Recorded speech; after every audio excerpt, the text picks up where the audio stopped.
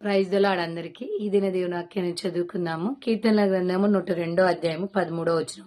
నీవు లేచి సియోనును కరుణించెదవు, దాని మీద దయ చూపుటకు కాలం వచ్చెను, నిర్ణయ కాలమే వచ్చెను. ఓకేనా ప్రియులరా? దేవాది దేవుడు మనల్ని కరుణిస్తాను అని చెప్తున్నాడు అనమాట.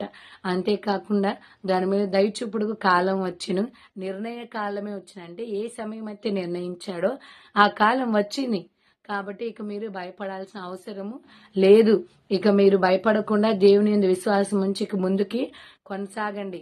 ఇంకా నేను మీకు తోడుగా ఉండి మిమ్మల్ని నడిపిస్తాను అని చెప్పి దేవుడు ధైర్యపరుస్తున్నాడు. దేవుని యందు నమ్మిక ఉంచుకొని ముందుకు కొనసాగుదాం. ప్రార్థన చేసుకుందాం. మహాగరుడ, మహోన్నతుడ, సర్వోన్నతానికి వందనం చెల్లిస్తున్నాను. నీ నిర్ణయ కాలను రప్పించేందుకు నీకు కృతజ్ఞతాస్తుతులు స్తోత్రం వందనాలు నాయన. ఆ మేలును అనుభవించి నీ నామాన్ని మహింపరిచే భాగ్యాన్ని మా అందరికీ దయచేయమని యేసు నామములో అడుగుచున్నాము.